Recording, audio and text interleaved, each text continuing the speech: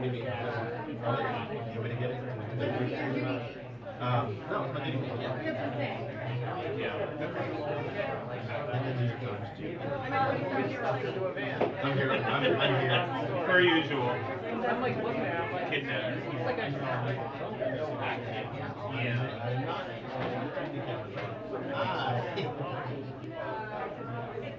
But I'm used to bringing it back to actually going.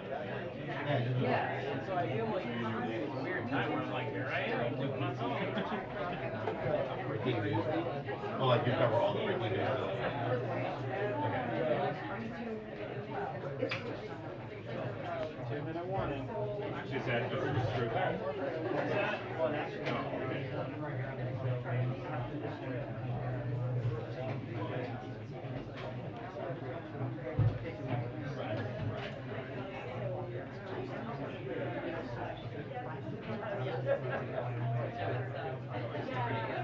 And is there a rotation for that? For those?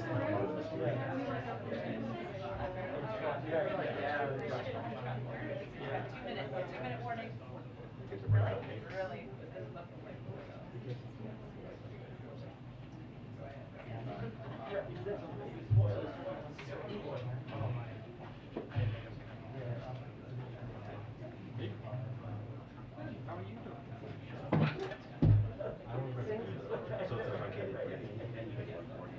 Well, recording's the thing gather, so I'm gonna kind of. I'll in the brief. Well, that's what I was saying. Right here. I was gonna say like, hey, Pool's gonna gather. Yeah, 2 weeks on the phone. Right, so like, that's what I was saying. Because like it's already 1:06. Yeah. This it starts from 1:10. Hello. Hi, everybody. Good afternoon, right? All right, good afternoon, everyone. I hope you guys enjoyed a long holiday weekend. It's good to see everyone here. Today I'm joined by John Kirby, who is the National Security Council Coordinator for Strategic Communications. I got to get that right. And he's happy to take a few questions. I know there's been some news out there in his world, so Kirby, why don't you take it away? Thank you, Karine. Just a couple things at the top, everybody. I think you saw this morning that the administration announced important policy changes with respect to anti-personnel landmines. After conducting a comprehensive policy review, the United States is now joining the vast majority of countries around the world in committing to limit the use of anti-personnel landmines. The use of these weapons put more civilians at risk of being injured by unexploded mines, including children, long after the fighting has stopped, and the President believes strongly that we need to curtail their use worldwide.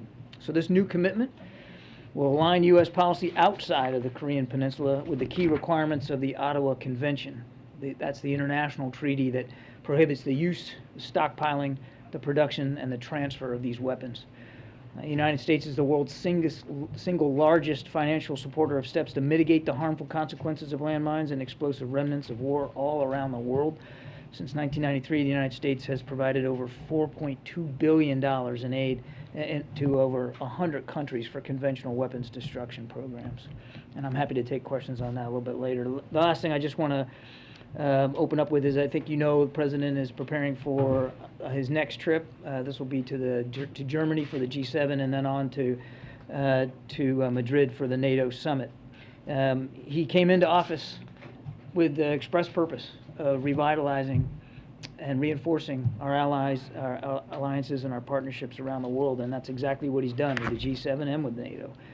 His leadership and diplomacy elevated these partnerships as central to meeting the biggest challenges of our time and advanced our shared values to define the decades to come. He has been unafraid to use the convening power of the United States, which is still ample, still relevant, still viable.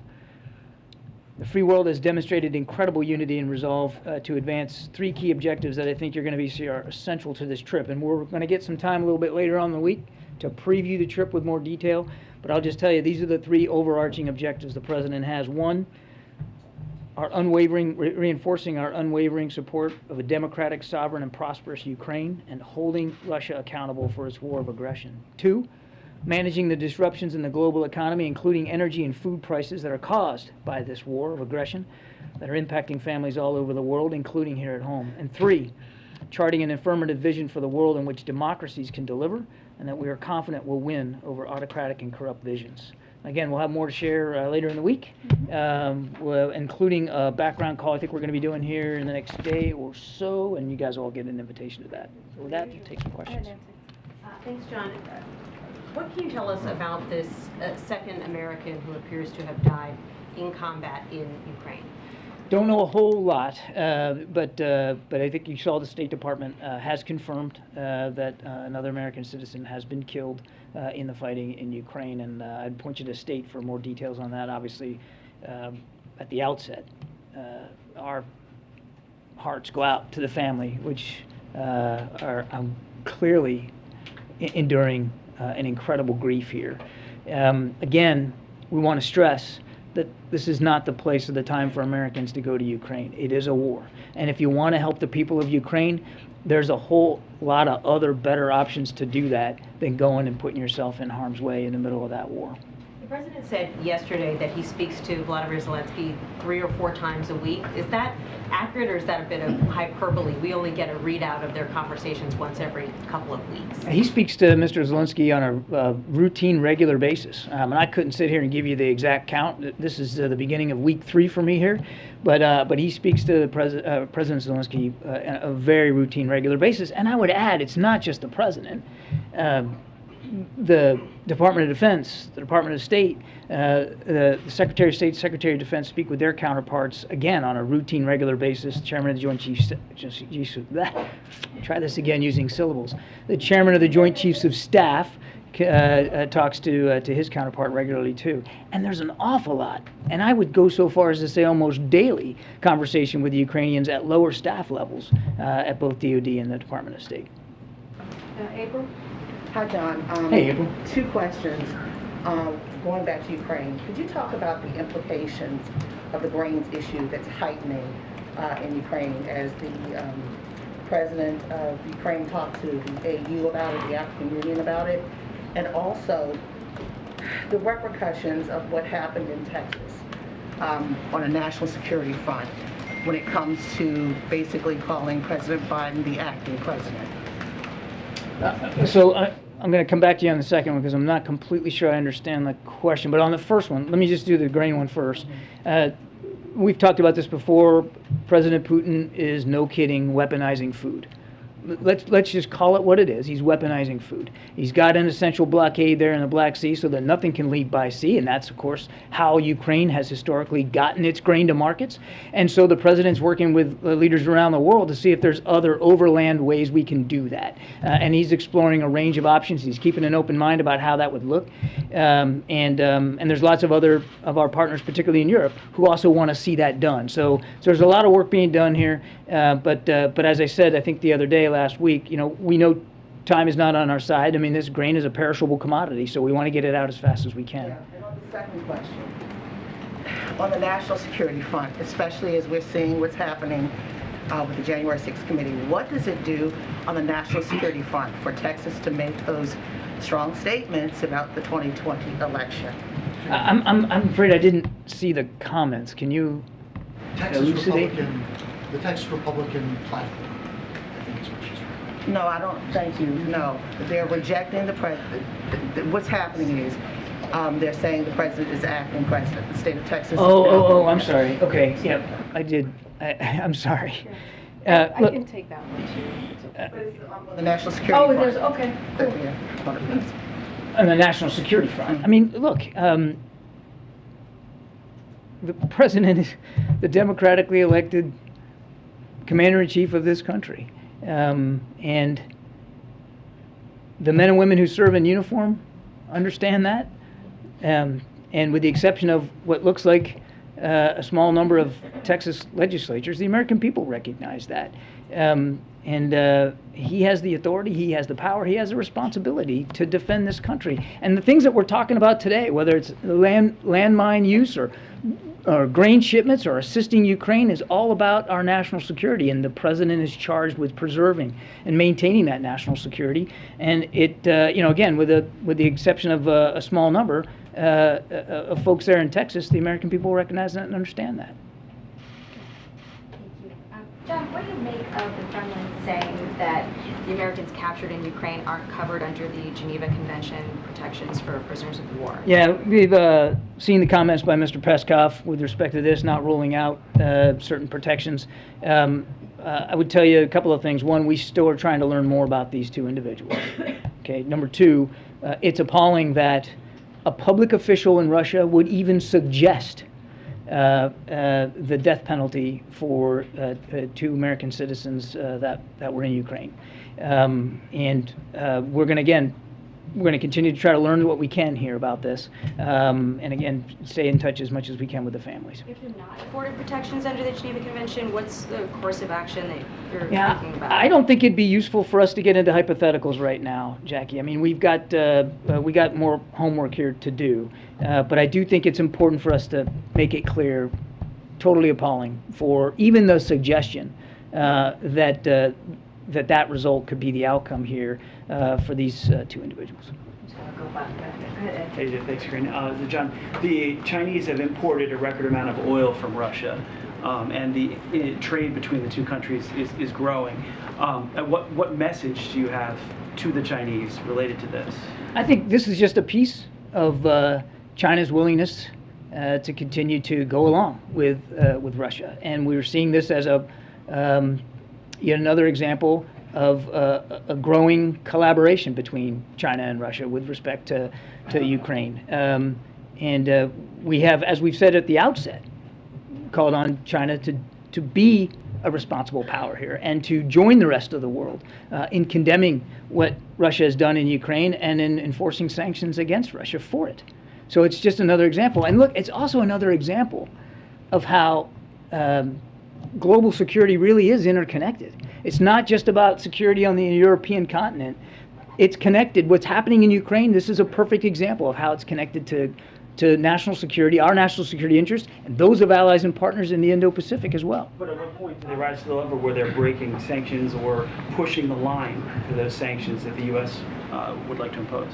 Well, again, they haven't been participants in the sanction regime so far. Go ahead, you didn't follow up. Thanks, John. Also, India has been buying a lot of the Russian oil that the Europeans aren't buying. So how does the administration keep financial pressure on Russia? And what does this say about U.S.-Indian relations that Prime Minister Modi is making these purchases? Yeah, India is also a very key strategic partner in the Indo-Pacific region.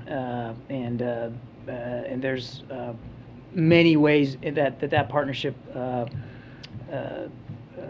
represents itself both in defense and security, economic as well. I think we'll let Indian leaders speak to their economic policies.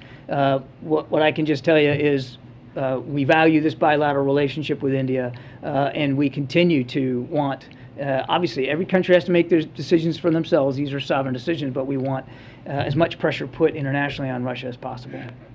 There needs to be, just last point, there needs to be costs and consequences for what Mr. Putin is doing. Anything will President Biden be asking G7 leaders to do next week to bring down the cost of energy and bring down the cost of food? I'm not going to get ahead of the agenda too much today. We'll have more to talk about the trip in the next day or so with more specifics. So I'm not really prepared today to go into too much detail. But as I said in my opening comments, one of the objectives that the president has here for the G7 is to talk to international leaders inside the G7 about supply chain issues, food and fuel supply around the world, and try to minimize the pressures that it has put populations all over the world. But we'll have more a little bit later. Anything that you think that they can do working in coordination to prevent a global recession? I think leadership matters a lot here. Multilateral leadership matters a lot because this isn't just affecting the United States, it's affecting the whole world. And I know the president's looking forward to having discussions with world leaders about what together they can do, whether it's increased production or less, more capacity for refining, less dependence. And this is one of the reasons, the president is so committed to clean energy here in this country, that's one way of making us energy independent too. So advancing, it's also good for the climate. So there's an awful lot of cross-cutting objectives here. All right, just Russia two more. follow-up. Do you believe, John, the Peskov comments, obviously in coordination with Vladimir Putin, do you believe they're about more than the discrete facts involving these Americans, but a signal, a larger sort of tactical signal to the American president, to the government, about ways they can use American citizens as a part of this conflict? You know, I gave up a long time ago trying to get inside Mr. Peskov's head, certainly Mr. Putin's. It's hard to know with great accuracy the answer to your question. But either way, it's equally alarming.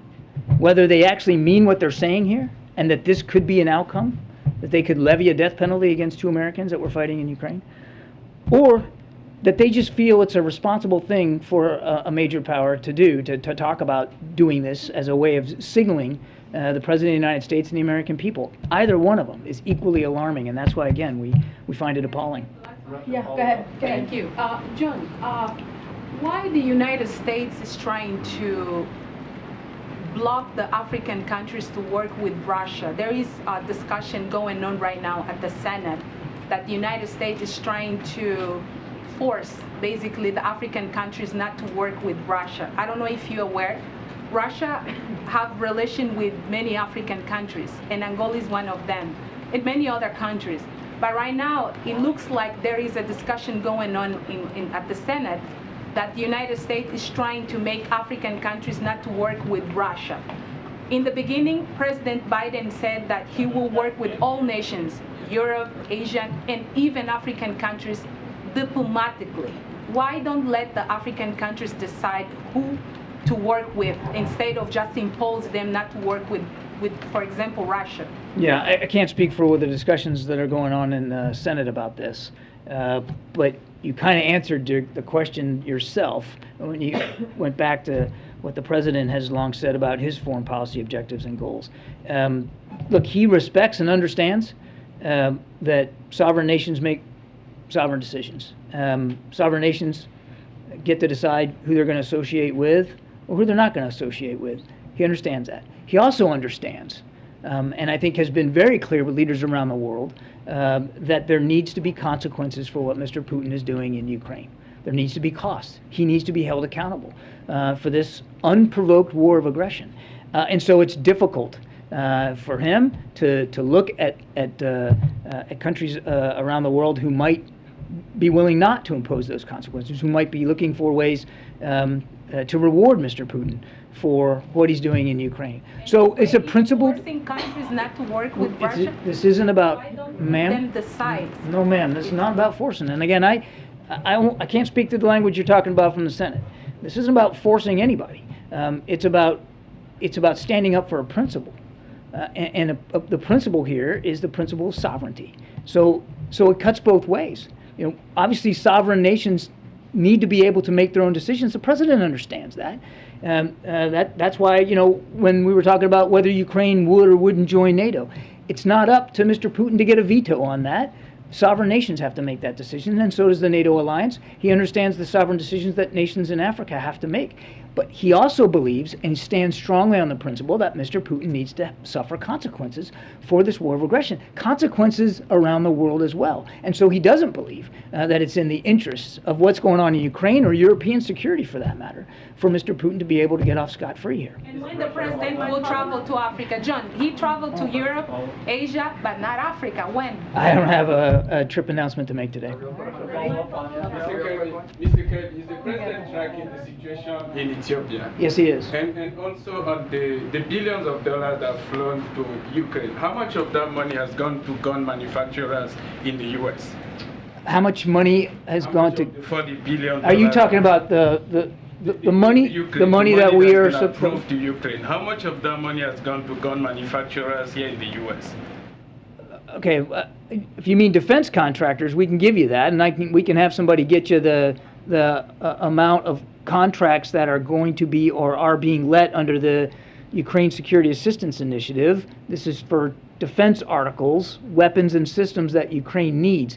If you're asking me how many are going, you mean like firearm manufacturers here in the United States? Yes. How much of them, all the money that has gone to Ukraine, how much of that money actually goes to Ukraine? To the degree that we supply small arms and ammunition, right, to Ukraine, we can get you that figure. I don't have it handy, but that's small arms and ammunition, combat arms that they're using in the field.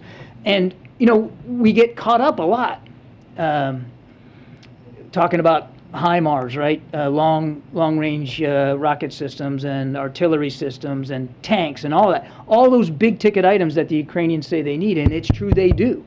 But what they'll also tell you is that the bullets and the small arms are making a big difference every single day, because the fighting in the Donbass is close combat. A lot of long-range fires, lots of artillery, no question. But it's a lot of small arms combat too. So we forget about that. It's an important set of defense articles and systems that we've been sending to Ukraine, and we're going to continue to do it for as long as we can. But as for the exact figures, I'd have to get that for you. Biden's response to Israel that has been threatened by Russia. Thank you. All right, thanks.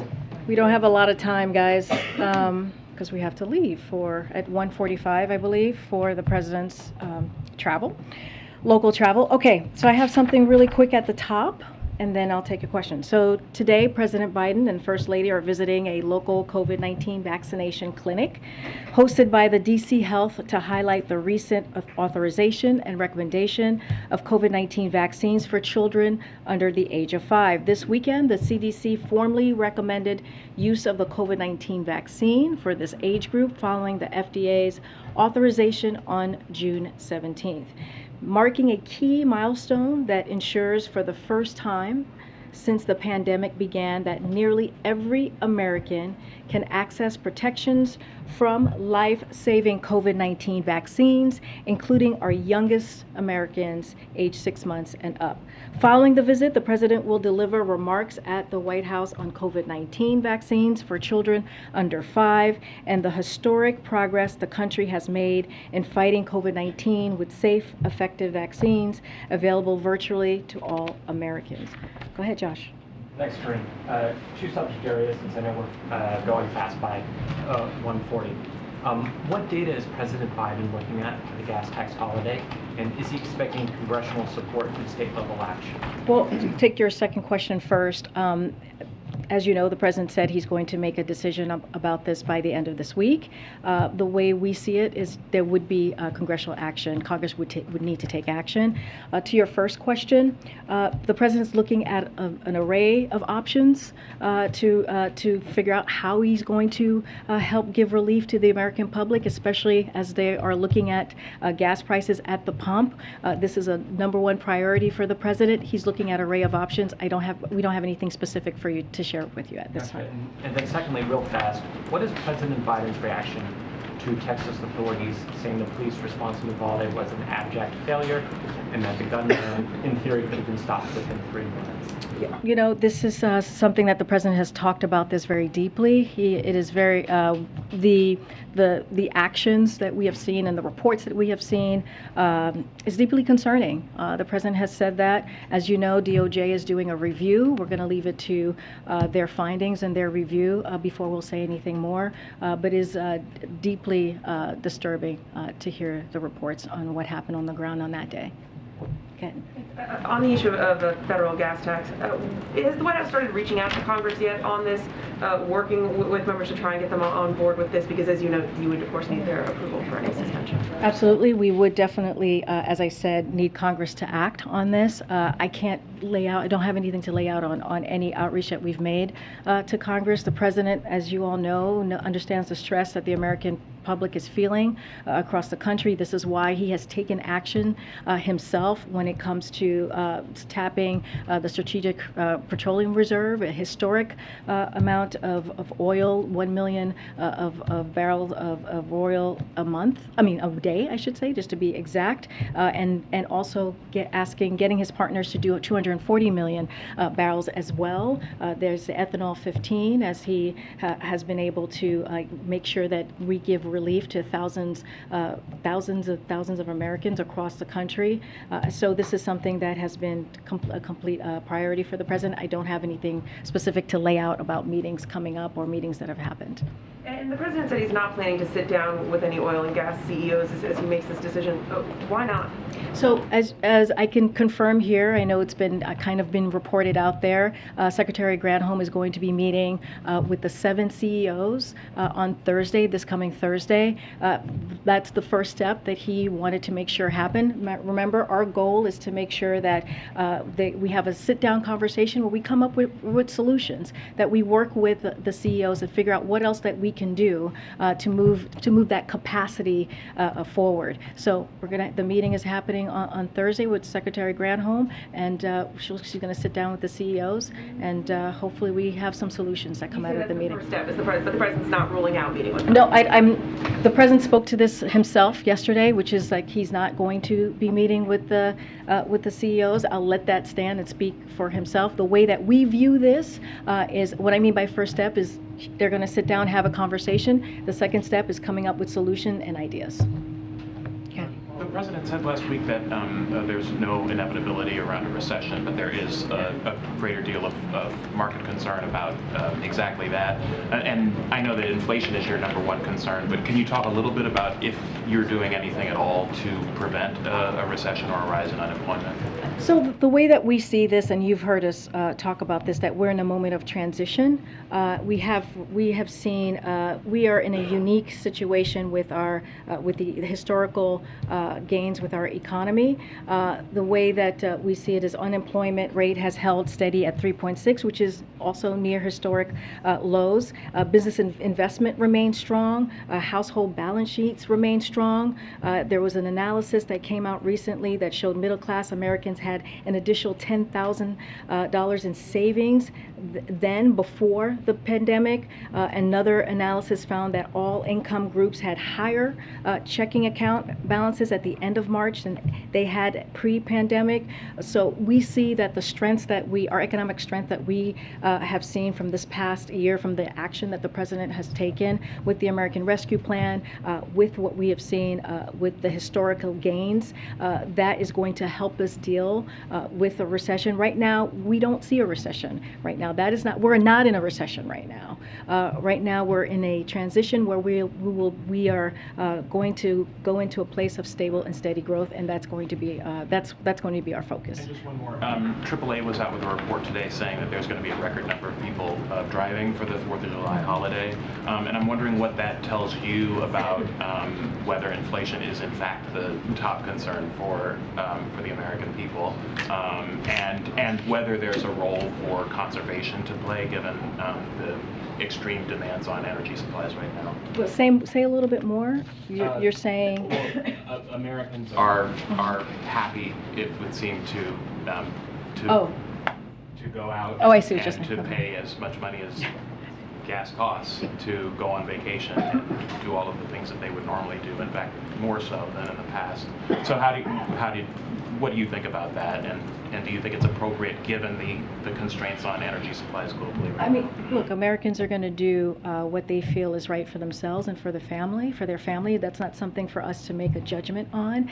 I think what we're seeing right now is, we've been in a pandemic for some time, and I think Americans are feeling as if this summer it's time to get out and go visit families, and I think that's a reaction that we're seeing there. But I have to say, a lot of that is thankful to the president and the work that he has done to make sure that more than 220 million people are fully vaccinated. That matters. Today he's going to visit a COVID health center where we are going to be able to vaccinate our youngest among us, which is the 0 to 5. That's about 18 million young people, which is a lot of that work is due because of what the president has been able to do, and the American Rescue Plan, and the vaccination strategy that he put forward the moment that he walked into this administration. Look, it's not for me to say what Americans can do or can't do, but I do think this is kind of the pendulum swinging as we are more people are vaccinated and more folks are feeling more comfortable and more safe to get out there. Okay. And I'll go to the back in a second. Go ahead. Thanks, Karine. What kind of visibility does the administration have into the, quote, logistical error that prevented Brittany Griner, who's being held in Russia, from speaking by phone with her wife? And how is a mistake like that acceptable given kind of the stakes at this moment? So this was an unfortunate mistake. and the Department of State is working to rectify this as quickly as possible. From what I understand, there is a phone interview has been scheduled. I'm not going to speak to when. That is up to Brittany Griner's partner to decide, her wife, to decide if they want to make that public. Anything else, I would defer you to the State Department. And does Brittany Griner's wife talked about meeting with the president, or her desire to meet with the president? Is that something that's on the table or an option at this point? I don't have anything to share about, we don't have anything to share about a potential phone conversation or meeting. What I can say is that the State Department has been in regular touch with Mrs. Griner. She's also spoken to Secretary Blinken, which we have mentioned before. This is certainly any American that is held abroad is a priority for this president. We've spoken to that, and we will do everything that we can to bring them home. I'm going to go to the right. Roe Wade. Hold on a second. I'm trying to go to somebody. I haven't gone yet. Go ahead. Thanks, Karine. So in these deliberations about the gas tax, does the president have concerns about, what are his concerns about endorsing such an idea? Endorsing gas he tax? endorses, congressional action on a gas tax holiday. Are there concerns that he has about doing that? I mean, the president has been very clear in making sure that he does everything that he can to alleviate the pain that American families are feeling when it comes to gas prices. He said all options are on the table. He said himself, just to reiterate what he said yesterday, he has not made a decision on this. He'll have something more by the end of the week. But this is about making sure that we deliver for the American people as it relates to gases, as it relates to increase in cost. And so, we have said this from day one, all options are on the table. What are the drawbacks that he sees? And does he think an endorsement could help Republicans get on board if it requires what I'm saying is I'm not going to get ahead of the president right now. We have not laid out this decision. Once we have, I'm happy to have that conversation right here or in my office, however you wish. But right now, all options are on the table. He's going to do everything that he can to make sure he relieves some pain and some pressure that the Americans are feeling at the pump. Question about Pierre, please. Go ahead. Does the president have any thoughts on the Colombian elections this weekend, and does he have any plans to speak to the president-elect? I don't have any calls to read out to you at this time. The United States congratulates the people of Colombia on a free and fair election. The president looks forward to working with President-elect Petro and to advance the U.S.-Colombia relationship and tackle key issues together, including climate change, building more fair and resilient economies, security, and more. I don't have a call to read out at this point or to announce at this point. When it comes to the federal gas tax, former President Obama has called it a gimmick back when it was being considered during his administration. A number of Republican and Democratic congressional leaders over the years have said the same thing. It saves people a couple of dollars when they fill up, but it decimates the highway trust fund. Why is it suddenly on the table for this president when it seemed like it was an idea that the White House had sort of set to the side for months? Well, the president has always said all options are on the table. This is one of those options. He was asked a question yesterday and he answered it. I don't want to get ahead of the president. We don't have anything to announce at this time. Once we do, we will, and be happy to answer all the questions around that decision once and if he makes that decision. But again, he has said, he has been very clear, he wants to make sure that he is, dealing with what the Americans are facing at the pump, which is high prices due to inflation, due to part of it is the pandemic, part of it is Putin's war on Ukraine and the Putin's tax hike. So he wants to do everything that he can to make sure that we are answering those calls of trying to lower the cost. Thanks. Yeah. Okay, that's it. Okay. Well, thank you guys. How about? Well, I actually have to go with him today, so I can't stay. But I'll take one more question. I'll take a question. Phil, I know you had you had a question. No? Oh, you're passing. Okay. Okay, go ahead. Can you confirm that there White House intends to issue a rule on reducing nicotine levels in cigarettes, and if so, can you give us some details about So that? I'm not going to comment on any leak information. I have no final decision to preview at this time. But what I can say is one of the president's key unity agenda item is ending cancer as we know it, including by reigniting the Cancer Moonshot Initiative. Already have been steps from the FDA to address the impact other tobacco products like methanol and flavored cigars have on the American people, as I mentioned here before. And I will take this opportunity to remind everyone that what the Office of Management and Budget regulatory agenda is and is not. Agencies place on the regulatory agenda a list of all the proposed and final rules they are currently planning to issue in the months ahead. However, no policy decision has been made at this time, and I don't have anything else to preview for you at this time. Okay, we'll see you guys tomorrow.